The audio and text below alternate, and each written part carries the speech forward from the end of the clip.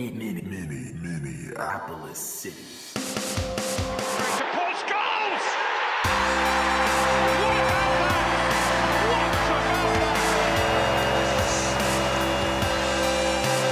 The People's Pitch Podcast, brought to you by Summit Brewing Company.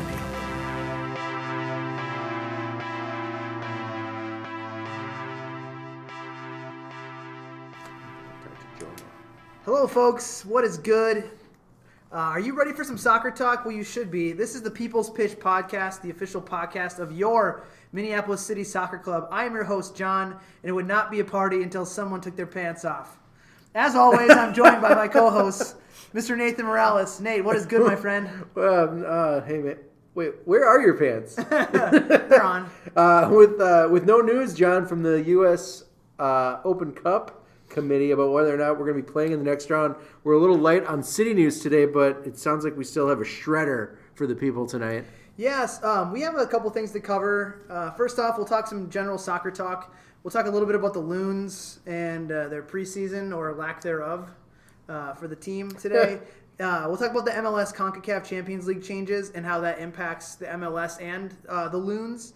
We have a player in-house today, and then we'll talk a little bit about final trial details before we get into what we're going to cover next week. Yeah, man.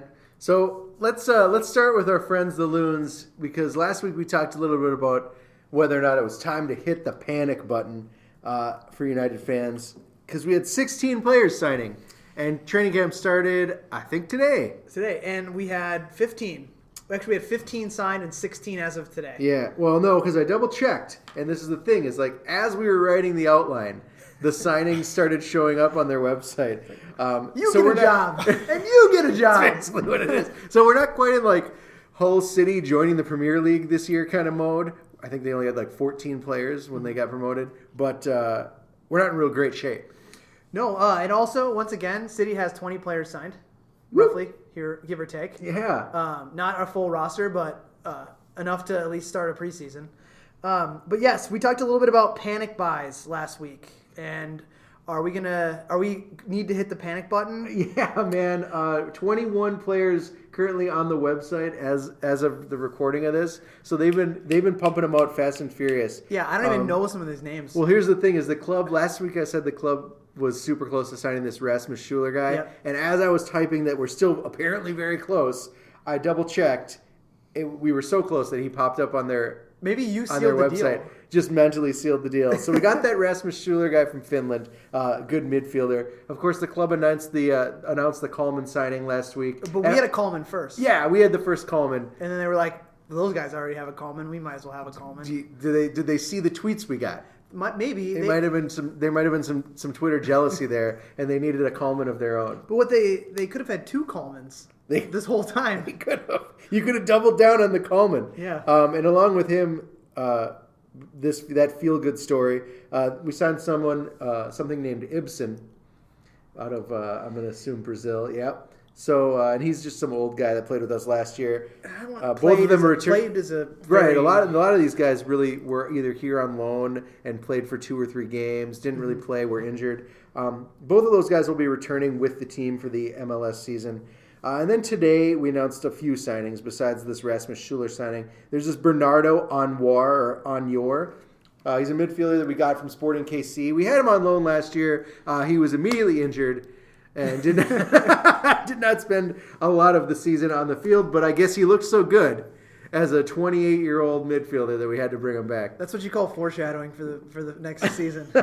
And then something called Jermaine Taylor, who on the defensive side was at Portland last year. This guy is like pushing 33, 34 years old, maybe older than that, right? Jermaine Taylor? Yeah. Yeah, he's 32. He's 32. So according to the website. He's a veteran of MLS games. Mm-hmm. And that's pretty much it. Like, this guy's not going to do anything special for you, which is why we start like raising the red flag of panic buying. Yeah, because all these people are just filler. It feels like for the most part. Like, we need guys with MLS experience.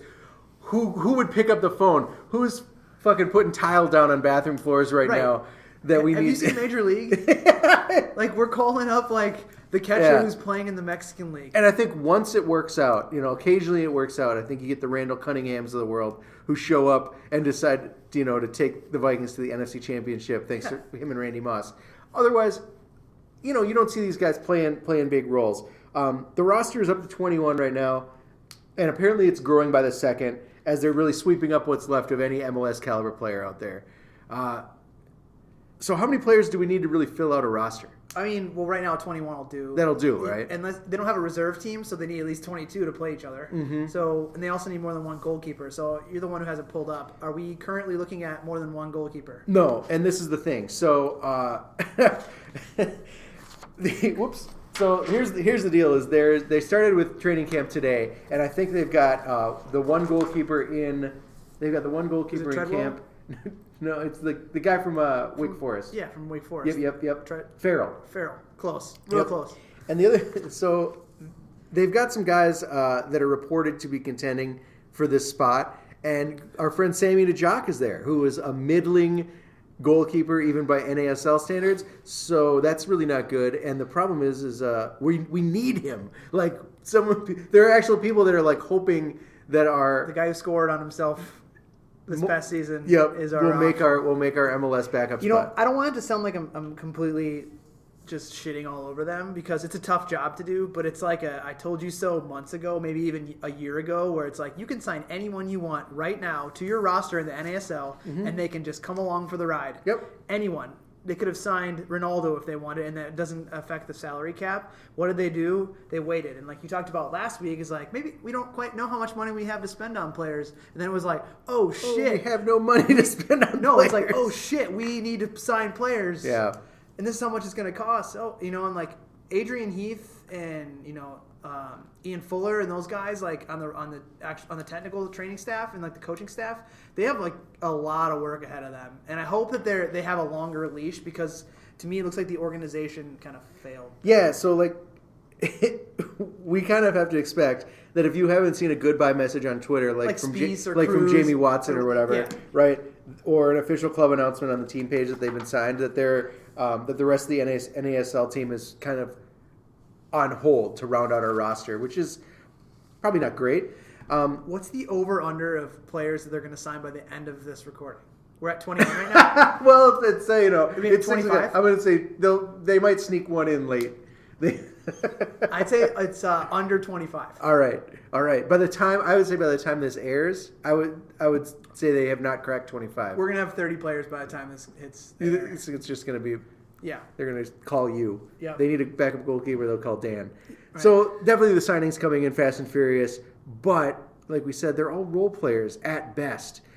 So if you're the kind of fan that really wants to hitch your wagon to the hopes of some sort of star caliber player joining the team late, I think that your wagon is going to be sitting at the starting line to the Oregon Trail for quite some time. Yeah, and it's like we're like the grueling pace, slow rations mode, where we're super susceptible to like a snake bite or dysentery, or cholera. You're just not going to make it, dude. It's like, you know what? Exit out and switch to number munchers. Pay for the pay for the ferry ride across the river. Fuck that. We're foraging. Like you're losing half your buffalo supply. Like it's. I just want to do some math. Right, yeah, no. Let's hit up the multiplication tables. But it's not a good way to start, and I think it looks bad. And even though it looks like we don't have our shit together, they probably do, right? You hope. You hope they do. Mm-hmm. But, like I said, it looks kind of bad on us, and the rest of the soccer world outside of Minnesota or those involved, to them it looks like, what are these guys in Minnesota doing? Like, why do they deserve a franchise and we don't have one? Like, what do you think Beckham's thinking right now? Like, right, I couldn't get my team together, and I could like call 10 friends right now that could beat anyone in the league, and they would just hop on board. Yeah. But look at Atlanta. So Atlanta has 25 plus players before we started recording this. Maybe they sign more. They have a reserve side. And it doesn't even count the players that they're going to have in on trial. So they're already like light years ahead as far as personnel is concerned. Yeah. They also have big names too. You have Greg Garza, awesome. National team player. Yep. Harrison Heath, who was a youth team standout player for Newcastle, who moved over here to get probably more playing time, a la what like Wayne Rooney's brother did, and what's the guy's name from New York FC? A guy from New York FC, I can't remember his name, who did the same thing. Kenwan Jones played with Sunderland for years, Jamaican international, like totally just works us every time we play against him. Jeff Lorenowitz, multiple MLS Cup player. Out in Colorado, also elsewhere. Michael Parkhorst, former U.S. national team player. And then Hector Villalba, who comes from the Argentinian First Division, which they know how to play soccer there too. And I've seen this guy play. Do they? Yeah, he's pretty legit. So the difference between our players and their players is we brought in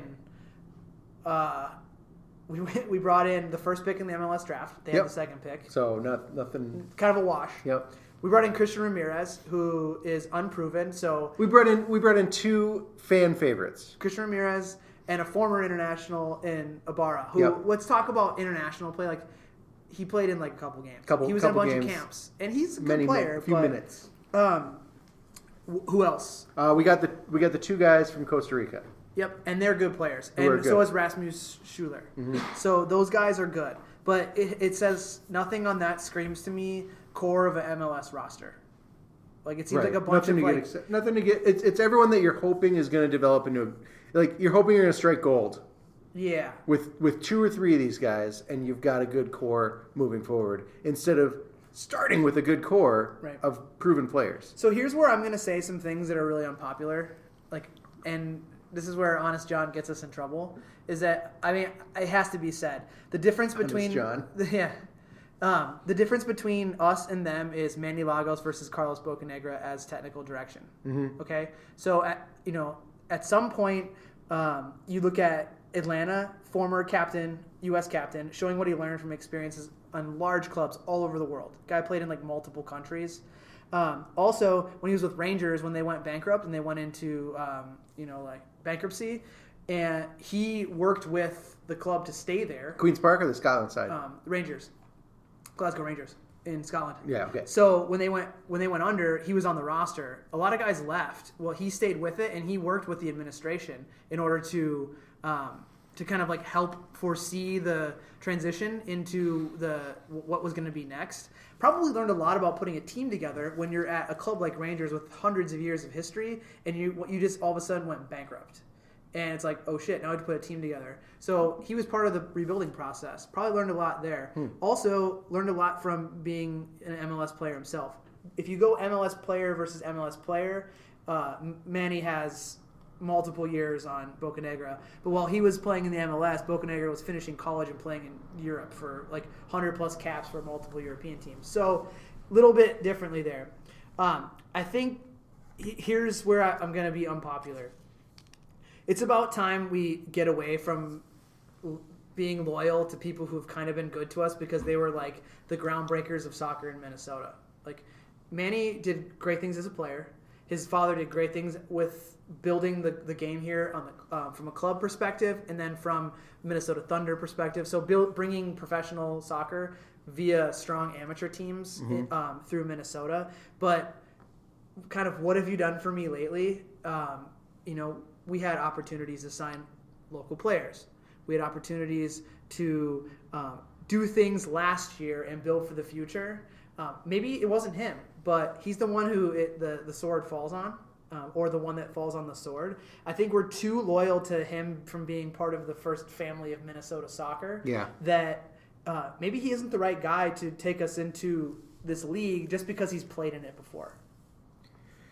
Yeah, I think the other thing is there's always this insecurity in Minnesota, and it's some of it is based on truth of who would want to come and play here, and a lot of it is who would also want to come and coach here, live here. There's always this idea that it's harder to get talent to move home or to move here to Minnesota because it's so cold and it's awful and it's not LA. Reggie White went to the Green Bay Packers. Great point, I guess. Come on. He was the first free agent in NFL history, goes to the Green Bay. But I think was it the easy choice to keep someone like Manny here rather than go after someone who might be a more proven team builder in the MLS or in levels above? Team builder. That's what I'm saying. Would it be better? Would it have been better to go after these guys who have proven themselves at an MLS level or above, rather than say, well, Manny lives here already and he's pretty entrenched in the community, so we might as well go with it. The other thing, okay, maybe that is the case, but the other thing is Nick Rogers has less than 5 years experience running a soccer organization. Like, if I went into a multi-million-dollar company, was like, I have less than 5 years of experience. Hire me to take care of all this for you. They'd kick me the fuck out of the building. And like, so we have someone who knows soccer, and we have someone who doesn't know soccer, who's in charge of the person who knows soccer. He's just writing checks, though. So who do you think is the one that like ultimately says what they're going to do? Right. Well, like, he's gonna lean on Manny hard. Yeah, but if he says something like, "Oh, we're going to do this because I say so," then what's Manny going to do? He's going to do it because his boss just told him to do it, right? Yeah. Like, he wants to keep his job. So it's just kind of a weird, like, island of misfit toys. We have, like, running things where people know what they're doing, and maybe they're getting help from other outside sources. Like, what? It's just another thing where we're like, come on, just please get it together. We're all behind you. More soccer, better soccer in this community is good for everyone. Yes. So, like, let's just get our shit together. Yes, and I think we talked about this earlier a little bit today when we were chatting online, that, like, how many people do you think would have bought season tickets at this point if they knew how the team was being built? Probably if they started selling them now, how many people would buy them versus how many people bought them when they started selling them? I mean, months for back? A fraction of the price, you can go online right now and buy 3 Minneapolis City tickets per 1 Minnesota United ticket. Yes. Yeah. You want to see some good local soccer? Yeah. And you want to see you want to see guys that future stars of America aren't going to fall apart when they hit the field? Minneapolis City. All right, well, let's end on this. Yeah, so we're probably unpopular by saying that maybe we don't have the right people in charge. Prove us wrong. Go out there and kick some ass.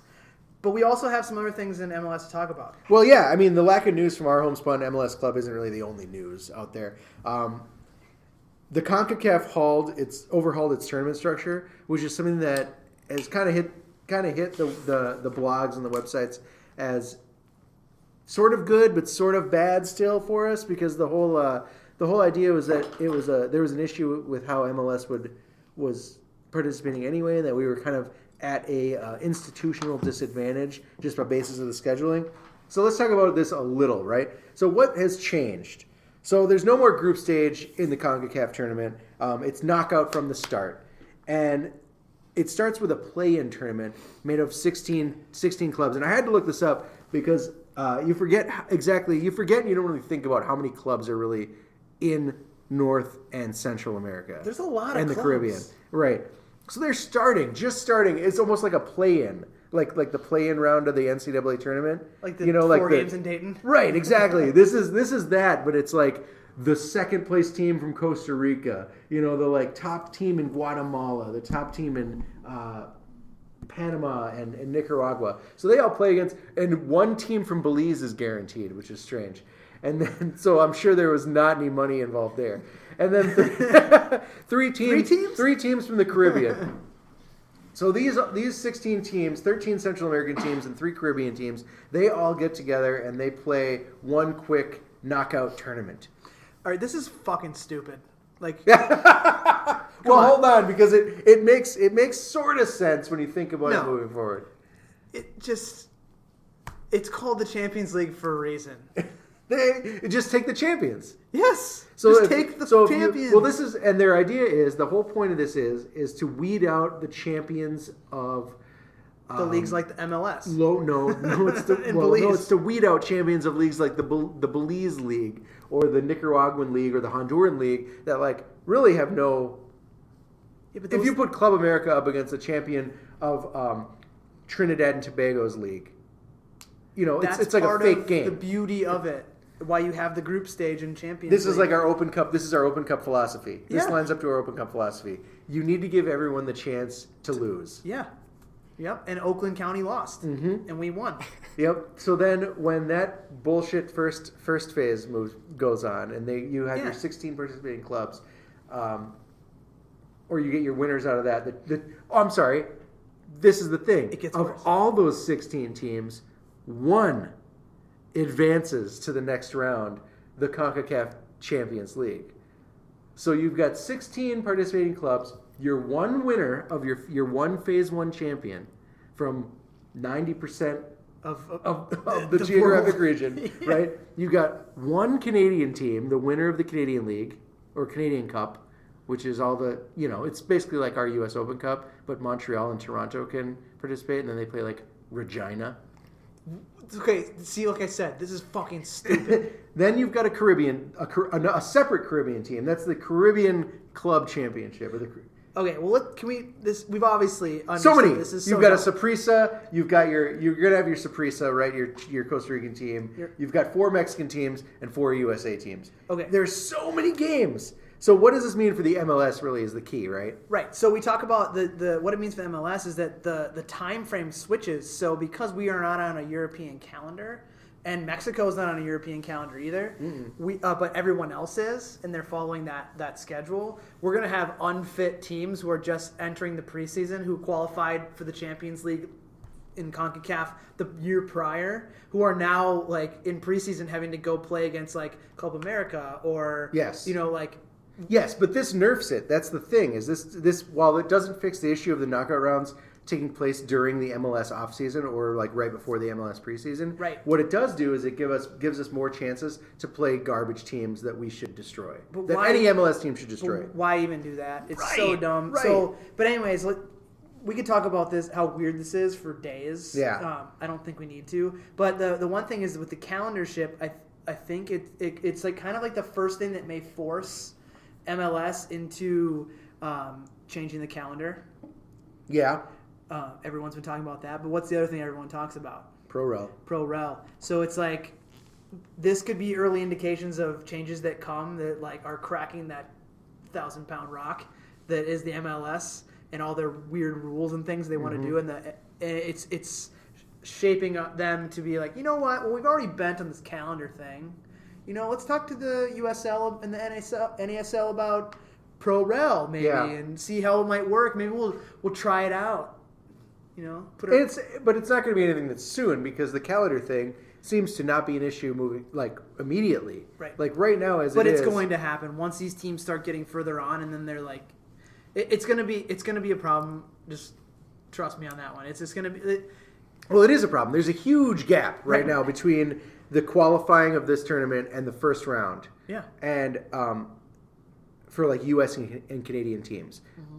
And what is it like 14 to 17 months since the Sounders, Dallas, New York, and Colorado qualified before they enter the 2018 round of 16. Yeah. And for the Canadian Championship, who's Toronto, it's going to be like 20 months. Like, you qualified for this tournament 2 years ago? I don't want to talk about it anymore. It's just makes me so angry. It's so dumb, right? Hey, but you know what? Corruption is dead in FIFA. They got all the guys out of there. They did. All right. So, anyways, forget that noise. Much like last week, enough talk about Loons, enough talk about the MLS. Talk about the Crows. On today's show, we are blessed to have a player in City Studio for a chat, Nate. This guy has had an interesting and winding road joining up with City. Folks, please welcome Tim Wills to the show. Tim, how's it going, my man? Please put to rest, is it Wills or Willis? It's Wills, actually. Can we still call you Willis? Feel free, please. I kind of like it. As long as we get your first name right? Yeah. Right? So before we talk about City, I want to talk a little bit about how you got to Minnesota. So tell us and the listeners how a guy from Portland, Oregon with your skill sets got snapped up by a small D3 school in Northfield, Minnesota. That is a great question. But that's the truth. Is I had an uncle that went to Carleton, and so he's the one that introduced me to the school. I wanted to be able to play soccer, which I thought I could probably only do at the D3 level. Well, but you were an all-state player in Oregon. Like you got some pedigree. We've seen. I think I was number 11 of 11 on that list, but yes. But it doesn't matter. No, it doesn't at all. There's plenty of division. Alphabetical. Yeah. Yeah. By last name. Yeah, right? Even by first name, you're still at the lower end. No, I mean, I knew soccer wasn't going to be a career, and so I thought the time that it takes and the time you have to devote to it for D1, not to say that all of the young kids on our team that are going D1 are doing the wrong thing, but for me, it just wasn't the right choice. I wanted to get an excellent education. Yeah, it was an academic choice. And it was an academic choice entirely. So, what did you go to school for? Economics. Economics. Yep. Soccernomics. Can you step in and fix the economics of the soccer community in the United States? But so tell us a little bit more about. You didn't even let him answer. He was going to go into a 20-minute discussion. We can talk about soccernomics later. Especially after all that CONCACAF Champions League talk, my head explode. I need easy things like formation talk and anyway. So you go to you you find the school through your uncle, and then you're like, all right, I'm going to go here. And Pretty much. I mean, I visited in winter, which was definitely a shock. But I spent the night with a couple of guys, on the team, and I visited other colleges. Carleton just seemed to be kind of the better choice there. Mm-hmm. So ended up choosing it. No turning back from there, and I think it was the right choice. The rest is history. So you enjoyed a great career at Carleton. So I'm going to go through a list of things, and I hope you're not embarrassed by any of this, but this is including but not limited to the following accolades. All-time leader in career points with 103, 39 goals, 33 assists. Second in career goals with 39 behind something called Brendan McGarity, who thought he could kind of wear your number 8 and take your record, and you think we're cool with it. So screw you. He did exactly that. But Screw you, McGarity. All-time leader in career assists with 33. Single season leader in assists with 14. 13 career game-winning goals. I think that one, to me, stood out big time. That's like a full season of winning games by yourself, almost. First team All-MIAC multiple times. Honorable mention All-MIAC. 3-time MIAC regular season champion. You won 55 career college soccer games. You were an NSCAA All-Region selection second team in 2009. In 2010, you were third team. In 2011, you were the first team. All-conference honorable You recovered. you're not supposed to tell him how old I am. You recovered. That's right. Seasoned.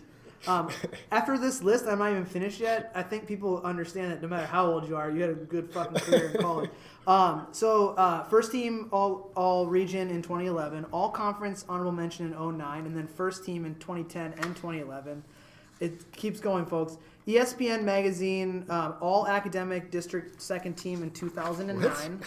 Hey, surprise. Did you ever get a call from anyone at ESPN the magazine, by the way? I've never heard of that one before. And then an NSCA Adidas Men's Scholar, all North Region 2010 and 2011. Did I miss anything? Academic I All-American. have no idea. Academic, yeah. I don't know, to be honest. That is one hell of a career. No matter, like, if you're talking about Division 1, 2, 3, NAIA, like, you put the ball in the goal and you set people up to put the ball in the goal and you won games, which is what you're supposed to do. Can you care to talk about any of it at all? I mean, I know, like, you're a humble guy. You're not going to be like, I'm the best. But, like, talk about that, man. That's something you need to, like, puff your chest up about. Yeah, I mean, typically I try not to. But, I came into the program and there was precedent of winning the league, and it was a solid program. There were a couple years before that where they had won the MIAC, which is the Minnesota League for D3 schools, excuse me. No D1 soccer No here. D1 soccer here. And I was actually fortunate to have, obviously, great teammates there with me. And so we had a good 4 years. I benefited from everyone and myself, doing the work and working as a team together. But, yeah, it's a list, but it's also just on the side, right? It's soccer, but it was fun. It was a good time. Something you can tell your kids about one day. And be like, Dad used to ball Can out. I get that list? Maybe not. Yeah, I'll email it. I've never seen it consolidated like that. Yeah. It's a mouthful. I didn't went really through a realize lot of that. different resources to find all that. But out of all of that, what's the most important, if you can talk individually, the most important record or accolade that you've gotten? You can go all the way back to high school. I saw some of your high school stuff, but I didn't want to go that far back. Did you see pictures in high school? I did. Yeah.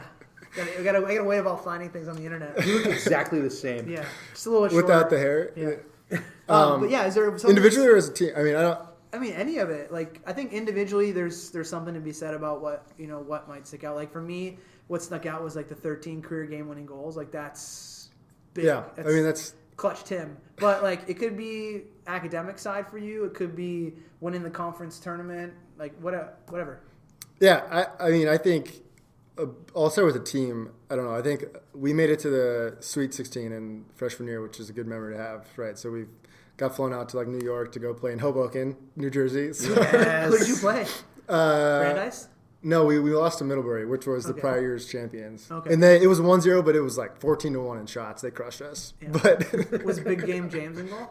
no, he wasn't there yet. He's 2 years younger than us. But. So he, what's his name? Was it Summer? Pete Summer? Yeah. Yeah. Was he in goal? Yeah. Because that guy, So Someone he had upon him. he has like the record for least goals against. Over he's the his Tim career. of goalkeeping. He's got like all this stuff except for Yeah, the I saw that academic in there. stuff.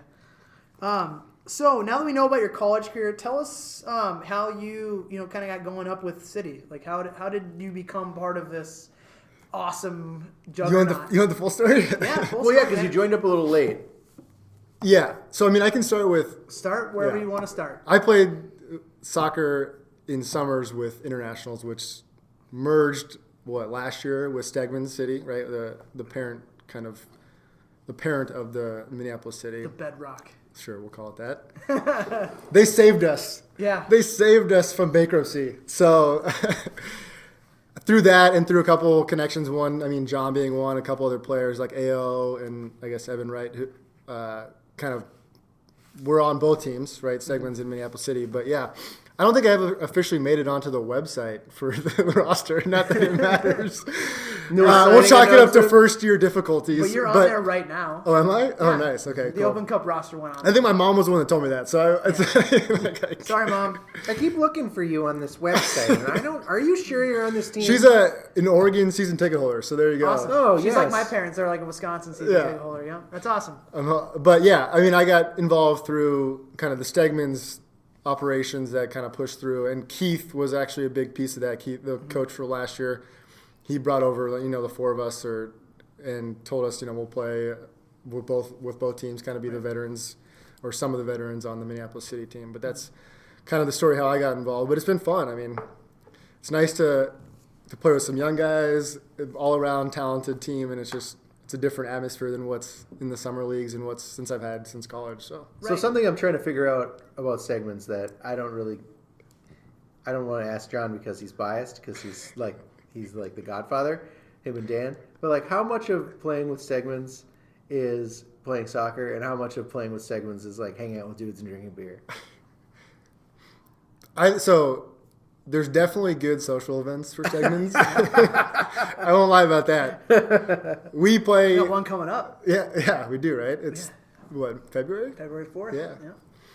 So that's a fun part of it. I would say we don't get this nice benefit of free summer beer for our team yet, officially. We're working on that. Yeah. We're working on that. So like after games, we'll try and grab a beer sometimes, but not all the times. But yeah, I mean, it's been a good mix of the two. That's kind of what was missing for me at least, on the internationals before we were merged. Yeah. Was we all showed up 15 minutes before the game, played the game, and then left.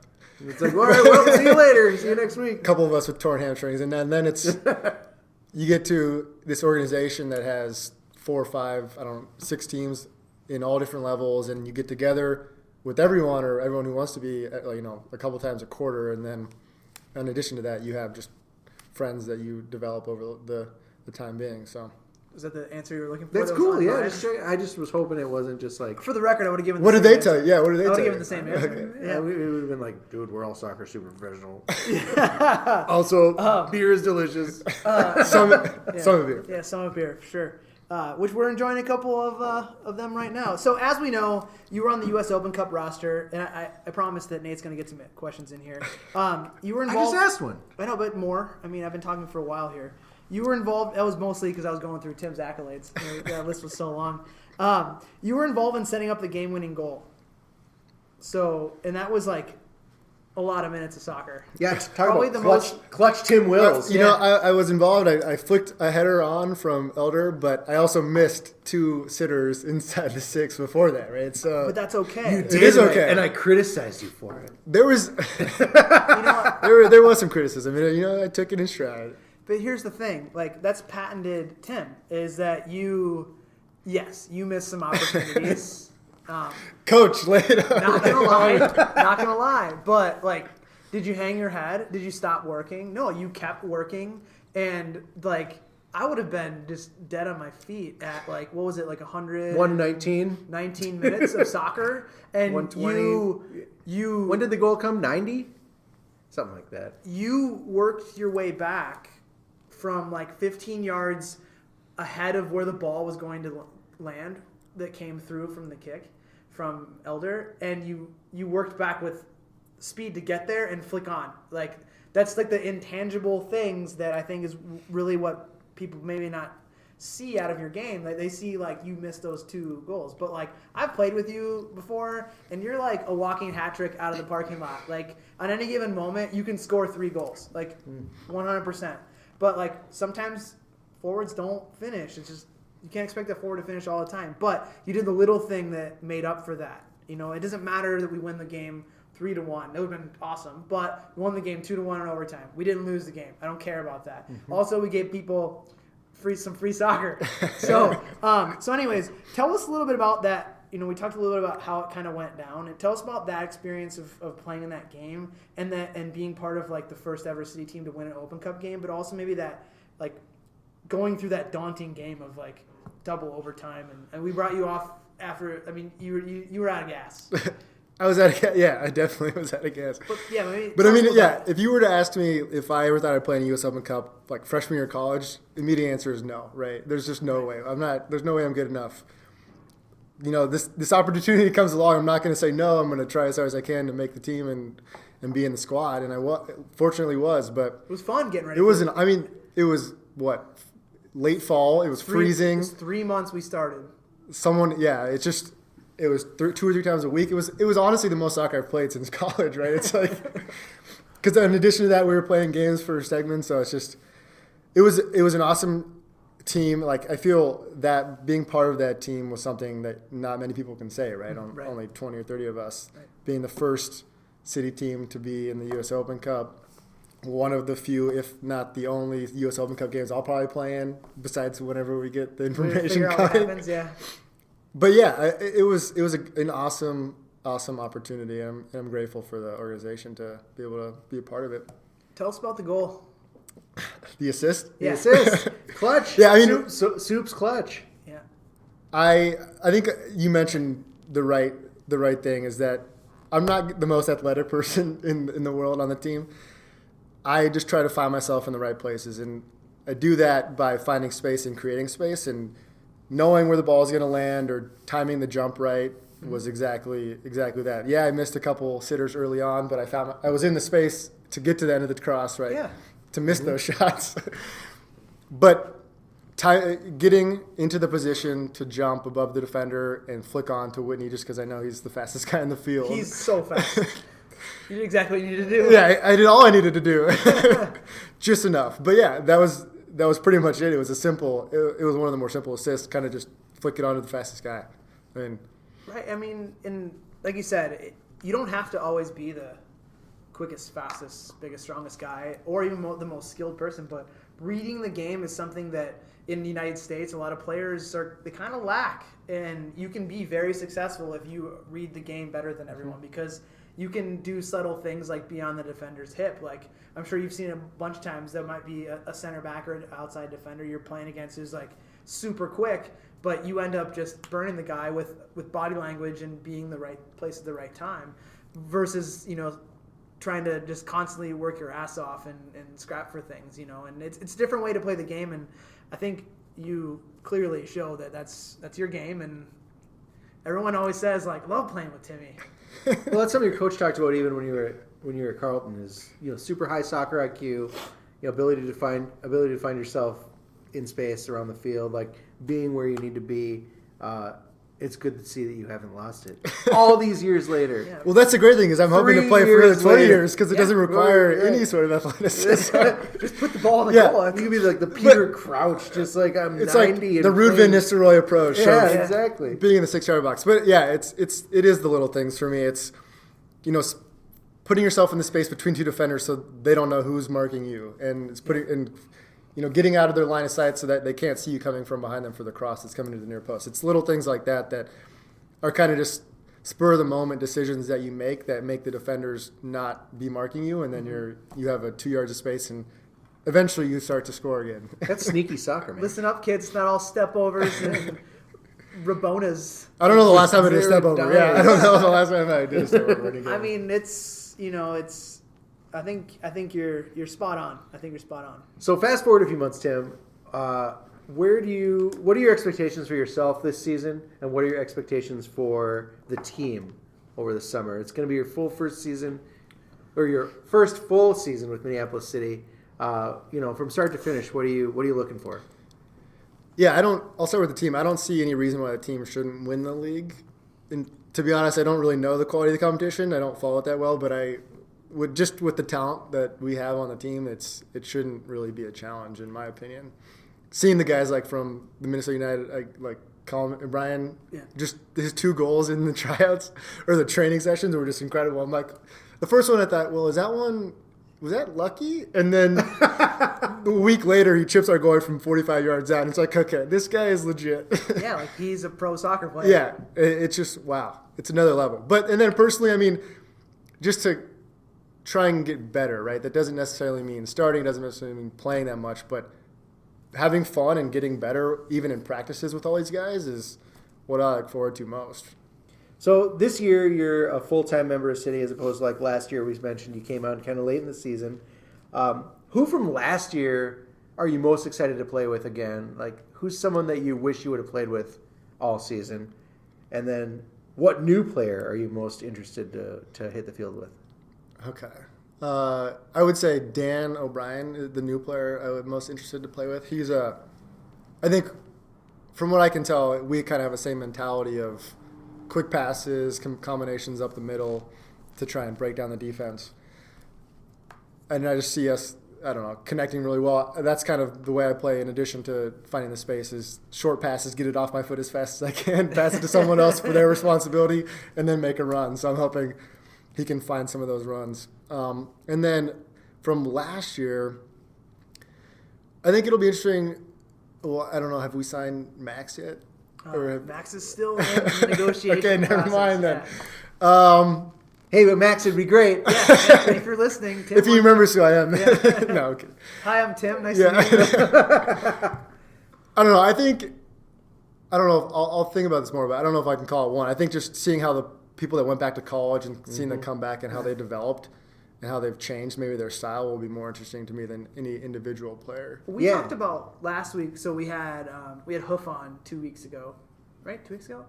Yeah. Whenever we had our last show. And we talked about his jump from, like, starting out last year on City and having to play in Milwaukee, and we're like, oh boy, like, maybe a little bit over his skis. At that point, he was. But the jump that he made from training with City all summer, playing with Stegmans all summer, to now, like, I don't know if you saw it at the training sessions, like, he's telling people what to do. He's like, he has a voice now. He's commanding. He's generaling people around, like telling Brian Coleman what to do because he's playing in front of him. Like last year, do you think Hoof would have done that? No. Right. So it's like, I think that, you talking about the guys who went to college and came back. Like we didn't even get to see Goose. We didn't get to see Samo. Like there's a lot of guys we didn't get to see in the winter trainings that I think are making that next jump and that you're going to really be excited to play with. Yeah, I think there's going to be a huge difference this coming year than there was last year, and that's that the team is older. Not only have we signed guys that are older, like Brian and Dan, but also the kids have grown up, right? You hope that these kids have grown up a little bit, and they're more experienced. So how do you see that playing out on the field? Like you were able to experience kind of what it's like to play with guys that aren't used to playing with grown men. What's it going to be like now when they hit the field and they've got a whole, by the way, last summer's season behind them, but then another whole year being on the field. With physical real adults. Grown-ass men. College, Yeah. 4 years older than you and more. It's just Just experience, like, stepping on a guy's foot so he can't make a run on a corner. Like, that shit happens. Yeah. Maybe it doesn't happen in college, but when you get older, that happens. It's the cheeky things, Yeah. So how do you see that playing out? How do you hope that plays out? I think it was to your first point. When we started, when Minneapolis City was started, right? We were kind of. It was February, March, and everyone was kind of thrown onto a field and said, "All right, let's go try and find a playing style." Right? It's a bunch of individuals trying to play together as a team that don't know anything about like chemistry, just because they haven't had time to develop it. And over the course of the season, you saw it kind of changing, and then I'm hoping that this season we come back starting at such a higher level of the chemistry between offensively, especially. I mean, defensively, it was fine, but communicating and like coordinating and passing back and forth up front in the offensive third, just because we know what to expect out of the other players. Like, you go to Goose, he's going to beat someone on the line and cross it, or he's going to cut in and cross it, right? Whitney's just going to run by somebody. Whitney's just going to run somebody. Will Kid's probably going to try and beat a guy and shoot. And it's just like now you know their tendencies. People hopefully know my tendencies. I'm going to pass it away as fast as I can.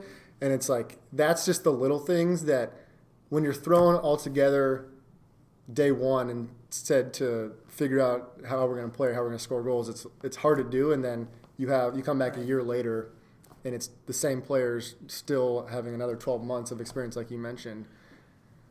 Hopefully that'll lead to more goals. Yeah, and you know each other's, like you said, you know each other's tendencies, you know each other's roles, you know how to use people the best.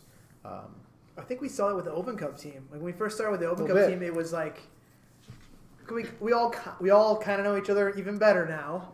When you throw in guys like Miles and Abai and the guys from Duluth, and you're like, all right, how are we going to do this? And I thought you can probably attest to, but there was a point in time where I was like, it's just still not good enough. Like it really wasn't. And then like something clicked where it was like, okay, this is how we're going to play together. And then by the time, like in that game when we played, no doubt we were the better team. Mm-hmm. By far, right? And I think that with this year, we have the opportunity where come February, which is a couple weeks away. Week away? Yeah, it's next week. Shit. Better check my calendar. But it's a week away. We were starting our anniversary of 1 year as being an organization is coming up.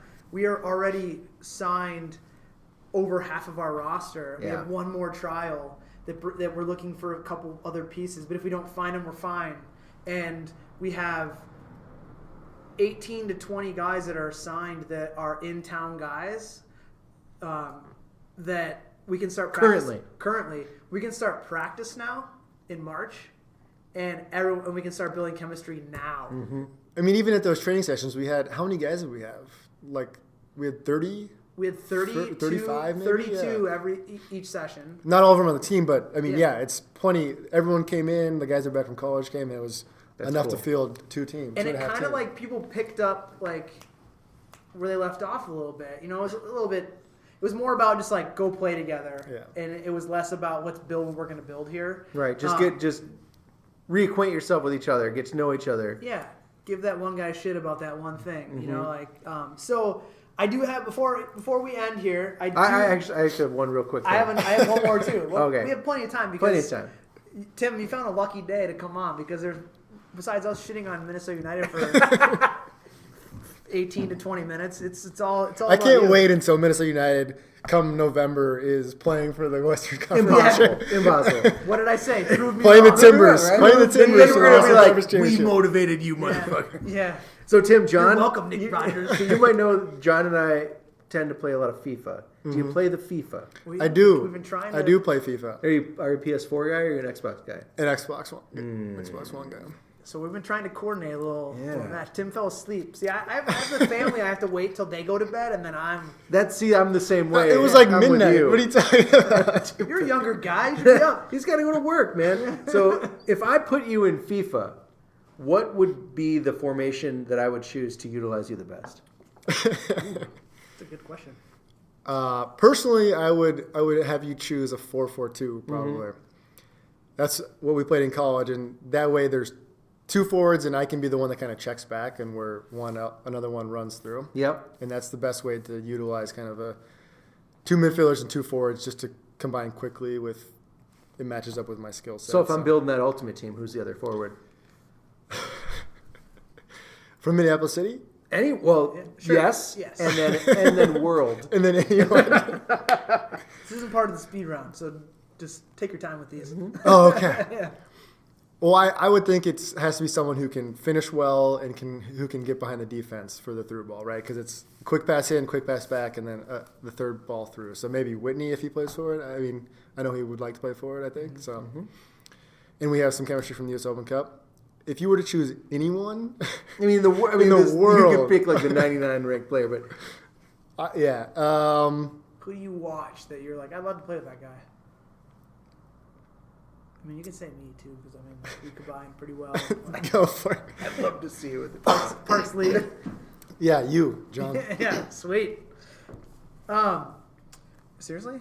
I don't have to say that. You can pick a real guy. Okay, let me think here. We can come back to it. I can tell my favorite Tim story. Go for that first while I think. Okay, while Tim thinks. So, are we ever going to get back to that? We will get back to it. So with Stegman's, we have the first team with Stegman's Old Boys. So we have the SOB Cup, and last year in the SOB Cup, it usually is our preseason tournament. We invite in like 6 teams. 3 of them are like Stegman's teams because we have so many, and then we bring in some others. And then outside of the first Stegman's Cup, we have never won the tournament. Someone else wins usually. So last tournament, Not your first team. So we're not. Well, I mean, it is the first. Like The first team doesn't win. no, like we just don't win. Like Yeah. whatever.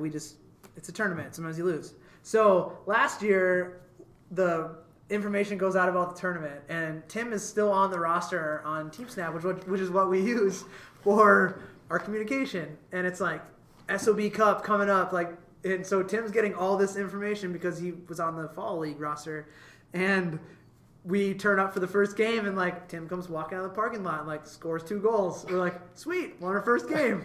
It's like, can you come back for the second game? Yeah, sure. Comes back, scores a hat trick, penalty, puts us in the final.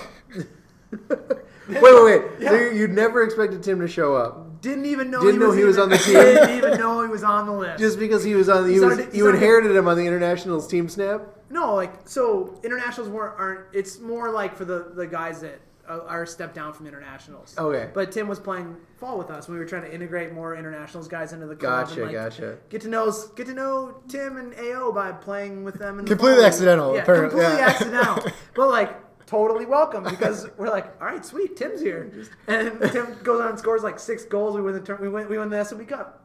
That was it. And we did have beers after. And we did have there beers you after. go. Here we go. Yeah. Hey, so all party right, so that time. was my favorite Tim story because that's why I said like you're a hat trick right out of the parking lot. Yep. All right, so Hazard, I guess, is the answer to the question. I figured he's not really a forward, but he has been playing more forward recently. And he does the flicks and tricks, and he's got the control. And So, all right. Well, any other questions, man. Nate? No, that was good. All right. So, Tim. It was just a lot to come up with. One of the number 1 players in the world. Yeah. That's the song. Don't go too deep on us there, Tim. well, I'm a Chelsea fan, so I didn't want to, stay away from that. All right. So, with that said, now it's time for the Lupien Automotive Speed Round. What kind of car do you drive? Well, I'll answer that for you. A shitty car. A shitty car. You should be in the dopest ride you can be. Do yourself a favor and head on down to any one of the fantastic Lupien Automotive dealerships from Kia to Infiniti. They for sure have a car that's way better than yours. For information, visit lupient.com. Did you say dopest ride? Dopest ride? Yeah. It's gangster. Yep. Okay, Tim, so here's how I assume you've listened to the podcast before. Once or twice. Okay, you should be listening every week. That's not the first question. But you failed. But you failed. Yeah, this was a test and you failed. I ask everyone, you get 10 questions. You must answer one before you go to the next one. Do you need to take a break? Water? I'm good. I got a couple liquid stretches with some summits here. Should be good to go. Do you want to phone a friend just in case? Do I have that option? I mean, it No. hasn't been done before, but I mean, we don't have all the time in the No, world. we are good. All right. Okay. So, first question: what is the first name of this Kalamazoo, Michigan-born actor known for his hit show Tool Time? Tim. Okay.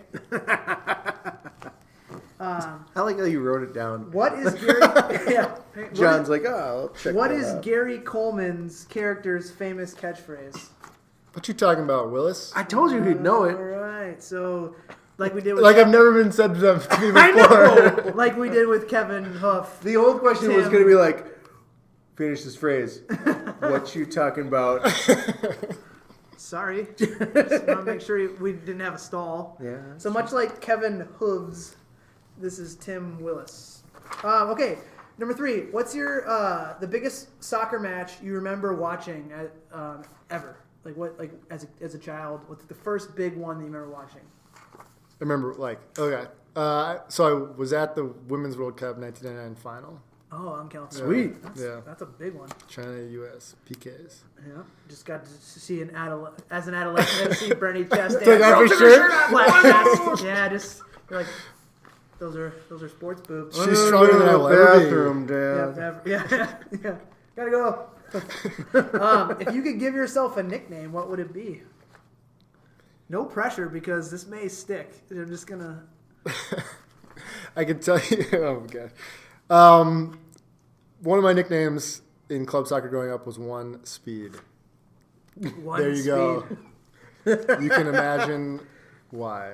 Okay, Not fast. But that doesn't Exactly. have to be your nickname. You can give. I mean, yourself Timmy one. or Willis, those are easy. Those are names. Yeah. So like maybe like another one. No, third one. One speed's good. One speed. I shouldn't have said that, but there you go. That's all right. It's the honest answer. You know what it means? Okay, we'll lay off the with one speed. I'm gonna write that down. One speed. Is it a one or a Yeah. hangman? Wouldn't you like to know? These are my notes. It's like a 7 with feet. But you know what? One. It is a 7 with feet. One speed means you're always on. There you go. Take that, kids. Okay, so as we know, you started out as a Stegman's player when we merged with Internationals, whom you were a member of for a few years, right, before you came on board. It's been over 1 year since you've been a Stegman. Describe to us, who is Stegman and what does he look like? Oh, God. Stegman is your and maybe Dan's former soccer coach, I think, when you were playing in the youth. And I think he has a mustache. You, The youth. ding, ding, ding. I'm just going to work. put a check 10 mark. for 10? 10 for 10 on that one. Okay, so would you rather, we like to do these. Okay. Everyone gets one, like Spider-Man. Would you rather get a paper cut on your hand once a week or have 1 foot fall asleep for 30 minutes every 3 hours? A paper cut. Paper cut? Why? That seems like a lot less painful and a lot less frequent than 30 minutes. Is it pins and needles for 30 minutes? I mean, it's just asleep. That's Like, pins and needles. Yeah, that's Yeah, but you know, like that constant every day that when you're like touching. Just once, though. I know, but after like years of that, I mean, but they both suck. They both suck. Okay, so what is the title of the 1988 film featuring actors Arnold Schwarzenegger and Danny DeVito as a product of a genetic experiment and separated only to be told that the rest of their family was dead by their mother? I do not know. You want to just guess? Well, I'll read it again. See if you can get it. No, So- okay. So Arnold Schwarzenegger. Arnold Schwarzenegger, Danny DeVito, as a product of a genetic experiment, and Is it Terminator? I mean, I don't know if Danny DeVito's in hold on, Terminator. and separated, only to be told the rest of their family is dead by their mother, who in fact, that was not true. All right, so the answer is twins. Oh, Oh, why is that relevant? so clever. Why is that relevant? Why is that relevant?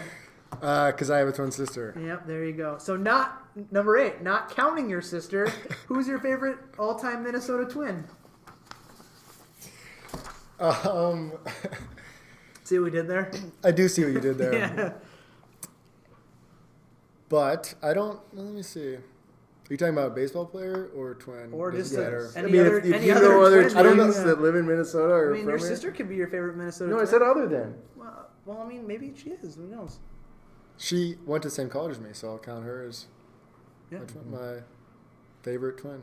Yeah, but he Who's wants, it, I he didn't wants a hear? different. Apparently, you didn't listen to the questions. Says the guy Joe wearing. Mauer. There you go. Oh, fine. Okay, so number 9. Number 9. Who was your favorite twin? I didn't know you grew up. I didn't know you didn't grow up here. It's so okay. I'm like, oh, No, he has no idea. Who's I've been on to the a total 86. of maybe 2 Minnesota Twins games. So we'll give you Joe Mauer. It's Yeah, fine. Joe Mauer's good. All right, so number 9. Ken Herbeck You seem gave out so Snickers at disappointed. I'm Halloween. sorry. Yeah, you seem Did you know that? disappointed. What? Ken Herbeck was one of those people that gave out like entire bars of Snickers for Halloween. You know who else does that? John Bisworm. Oh, you know why? yeah? So Well, kids 'cause don't you grow live up in- and egg my house. Because you live in Eden Prairie. Yeah. Yeah. So the kids don't grow up and egg my house. They're like, oh, that's full candy bar guy. We're not going to mess with his house. It's a small price to pay. Everything. Yeah. Plus, I mean, I end up sitting out there and drinking beer and eating Snickers anyway. So it's a great day.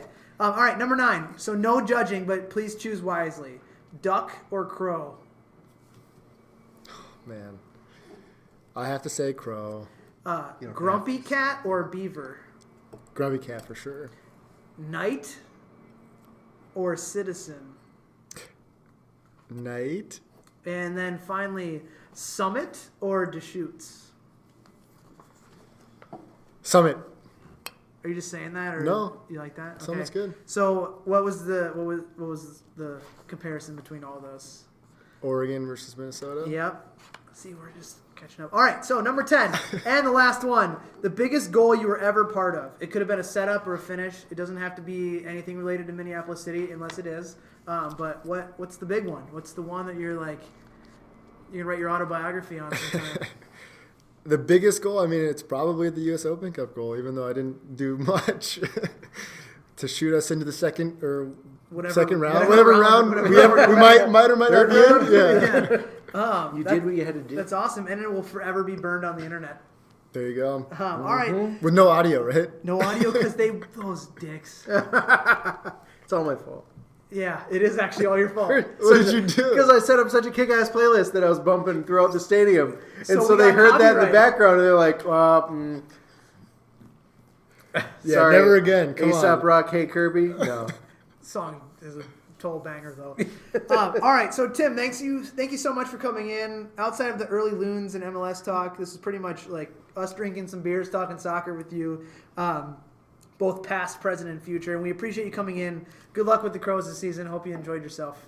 I did. Thanks a lot for having me. Yeah, no problem. Thanks so much. So, I guess, John, do you want to plug your open trial real quick? Yeah. Because it's coming up. So Days away. Weeks away. Yeah, a couple weeks away. Well, actually, about a month away. So we still have spots free on our team. Do you know someone or know someone that knows someone who wants to play some ball like Timmy here? There are players that we haven't signed yet on the roster, obviously, but those deadlines are closing, and we still have free spots on our roster. So the team is full of solid ball players if we were to roll the ball right away, right, Tim? Yeah. Like we could win some games. We could win. But we want more. We're looking for help to make We need a new forward, right? I mean, I don't know. I mean, you score goals. It's your job. So if you want someone to compete against. But we're looking for help to make our roster complete and create position battles at every spot, like forward. So this is your last chance to impress, right? Yeah, man. So if you know anyone, send them our way on Thursday, March 2nd. You can go on the website. Yeah, go on the website, first of all, It's under MinneapolisCity.com. news. It's under the news, Yeah. news tab. Yep. But you're going to want to be there at 9:30 to 11:30. $75, that's the thing. So the chance to play for us, $75, pretty standard. Even those idiots from La Crosse and Rochester were charging money.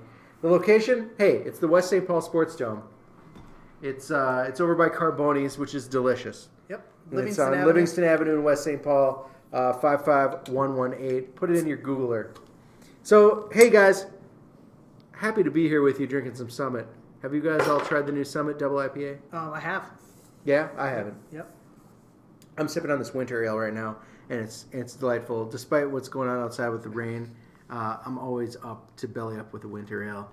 And I want to thank Summit for sponsoring us because they're delicious. Hey, memberships for 2017 are still on sale, as John mentioned. You can buy 3 for the price of one fucking... I didn't mention it, but... Yeah, you did. You did. You can buy 3 for the price of one fucking Minnesota United season ticket. At least 3, maybe 6 to 8. I guess you're right, I did. So if you don't have them by now, you missed the boat on the good deals. But you can always get a $60 season pass, and you're going to get a sweet card. You're going to get a sweet scarf. You're going to get the opportunity to make what we created your own. And of course, you're going to see so much soccer this summer. How many games? How many home games do we have this summer? Wow, we have 8 home games. That's more than 4 last year. Yep, we have 8 home games. More than 5. That's great. And a bunch of games that are local. Yeah. You can always just... Yep. And plus, all the Little Caesars you want at those home games. He's hot and ready. Hey, Viking John. bar beforehand, too. Yeah. Nothing's going to get better than helping others, man. And I'm not sure if you knew this. I'm sure John knew this. Tim, I don't know if you knew this, but Minneapolis City, we like to help others. I did know that, yeah. Oh, okay. Well, hey, if all the people out there are looking to align themselves with a group that does great in the community and loves to give back, you are in luck. So feel free to either be a member or Give it a toss us a donation. Yep. We love it. Thank you to, what was it, the Minneapolis Foundation? Yep. That gave us that donation last week. If you want to get a hold of us, of course, you've got mcscpodcast@gmail.com. Seriously, like no one ever. We We're know lonely. you listen. We're we so know lonely. it. You can tweet at us at MPLS City SC. A lot of Twitter action, though. At Johnny Business, 2 N's, 2 Z's, 2 S's, and at Mexinate. Again, Twitter action is where it's at. We love to talk to you. And that is all for this week, man. We're going to be back with more discussion about new players, old players, your favorite players, and kind of moving into what's going on with this next season. Hopefully, we get an announcement on this U.S. Open Cup. Yeah, that'd be great. And we can either celebrate or be angry. That's all for today. Once again, it's always been a pleasure to serve you. I am Nate. I am John. And next week we will have Dustin from Talisman Caps on. Oh, that's great. Looks like someone... I should have read the script. I was ad-libbing. Yeah, too much ad-lib. So next week we'll discuss some soccer and fashion with Dustin Brennan of Talisman Caps, also, as Tim knows, of the U.S. Open Cup Coaching staff. Folklore that is part of our coaching staff that won a U.S. Open Cup game. Also plays with Stegmans. So, and also drafted by the Kansas City Wizards. And also play for the Minnesota Thunder. So a lot of things to talk about. Dude, with no Dustin. soccer. So anyways, that is Nate. I am John. That is Tim. Apparently I'm doing the sign-off this week. So this is our house band. Go Get 'em Tiger. Sang you away. Good night. What you talking about, Loons?